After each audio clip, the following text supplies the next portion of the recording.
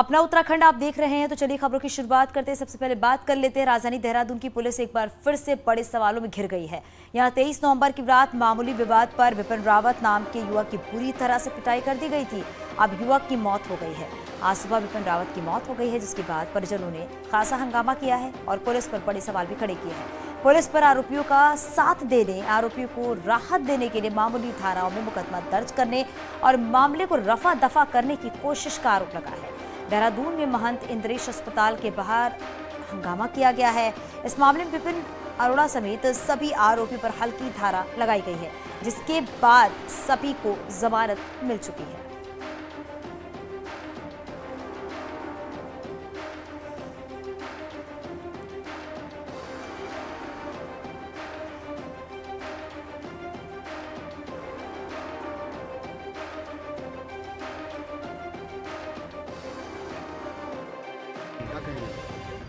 इसमें सारा का सारा मैं जो ये यहाँ पे लक्की बाग चौकी के जो दरोगा साहब है और वहाँ पे पलटन बाजार पे जो कोतवाली है, वहाँ पे जो उनके कोतवाल साहब है, मैं सारा का सारा इनके सर में डालता हूँ। जब इनको रात को मेरे छोटे भाई को फोन आया जिस दिन ये कांड हुआ कि भाई कॉम्प्रो करवा लो उनकी साइड से, तो 2:30 बजे 2-2.5 घंटे के अंदर उसको गिरफ्तार क्यों नहीं किया गया? फिर हमको आश्वासन दिया गया। एक तो हमने रात को जो उनके साथ में थे ना, जो 2 लड़कियां थी, उन्होंने उसी समय वो करवा रखी एफआईआर, फिर भी इन्होंने कुछ कार्रवाई नहीं की। उसी समय जाते ना, भाई तूने बंदा यहाँ आईसीयू में है, डॉक्टर बोल रहा कि बस कुछ भी हो सकता है। फिर दूसरे दिन दोबारा रिपोर्ट हुई, फिर भी उन्होंने हमको आश्वासन दिया बस फरार है, घर में 2-3 बार दबिश कर दी, हम पकड़ रहे हैं। देखिए, ये जो घटना थी 25 तारीख को उसमें मुकदमा पंजीकृत कर लिया गया था। जो तहरीर थी उसके अकॉर्डिंग धाराओं में मुकदमा पंजीकृत किया था।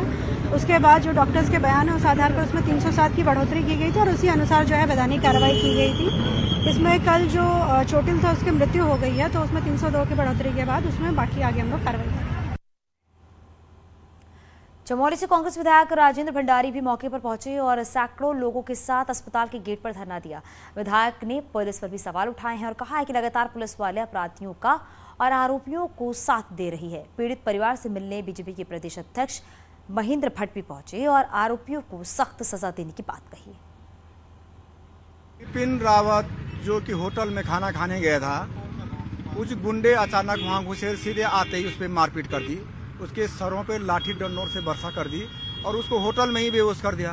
बेहोशी की हालत में हम उसको हॉस्पिटल में लाए। 24 तारीख की शाम को ये घटना हुई है। 24 से लेकर 10 दिनों तक वो लगातार हॉस्पिटल में जीवन और मौत से जूझता रहा और आज सुबह 3 बजे उसकी मृत्यु हो गई है। मैं कहता हूँ कि 307 क्यों नहीं उसके अंदर लगाएगा? अगर 307 लगाती उसको कोर्ट से बेल कहाँ से मिलती? और 4 दिनों तक अपराधी घूमता रहा, कोर्ट के चक्कर मारता रहा, पुलिस ने उसको अरेस्ट नहीं करा। पुलिस ने अरेस्ट नहीं किया, जानबूझ करके पुलिस उससे मिली हुई थी और तब पुलिस का संरक्षण उसको था और 323 में हल्की धारा में उसने बेल ले ली है। यदि पहाड़ से आए हुए नौजवानों को, अगर पहाड़ पे आए हुए नौजवानों के साथ इस तरह से देहरादून के अंदर घटनाएं होंगी तो कहाँ इनका लॉ एंड ऑर्डर? देखिए, दुखद घटना और जिस रूप में घटना घटित हुई है बहुत दुर्भाग्यपूर्ण है और आज उसकी अरेस्टिंग हुई है और उस अग्रिम जमानत उसने ले ली थी और जमानत खारिज हो। हम सरकार से मैंने स्वयं बातचीत की है, आगे एसएसपी साहब ने आश्वस्त किया कि फुटोर सजा उस व्यक्ति को दी। तो देखिए, जिस तरीके से पूरा मामला सामने निकल कर आया है उसके बाद कई सवाल लगातार खड़े हो रहे हैं और इसी पर बातचीत करने के लिए हमारे साथ हमारे सहयोगी सतेंद्र बर्तवाल हमारे साथ जुड़ गए हैं। सतेंद्र, क्योंकि अब ये कहा जा रहा है कि विपिन की मौत हो गई है और पुलिस पर कई सारे सवाल खड़े हो रहे हैं, आप ग्राउंड जीरो पर मौजूद हैं, आप क्या देख पा रहे हैं वहां पर?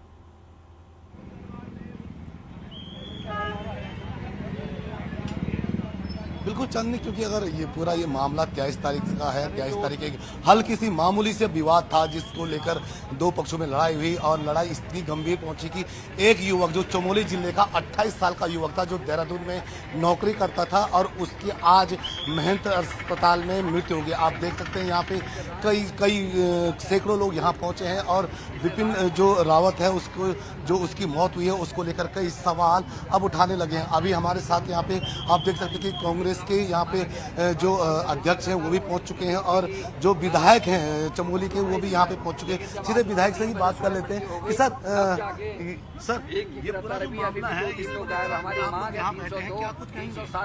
देखिए, पुलिस की नेग्लिजेंसी की वजह से कैदी अभी भी अपराधी फरार हैं और 3 अपराधी अभी भी फरार हैं।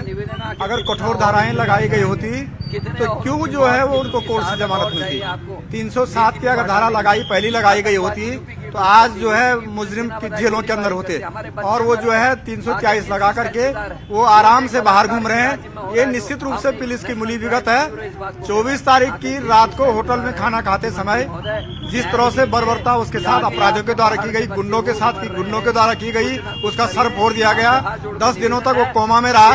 न पुलिस आई, न शासन आया, न सरकार आई, न कोई मंत्री आया, न कोई जानने वाला है। हम कह रहे हैं कि ये कानून व्यवस्था रह कहाँ गई है? कहाँ एक अपराधी पूरी कानून व्यवस्था को अपने जूतों के नीचे रौंद करके चला जाता है और इस तरह से हमारे आदमी को मौत के घाट उतार देता है। इस तरह से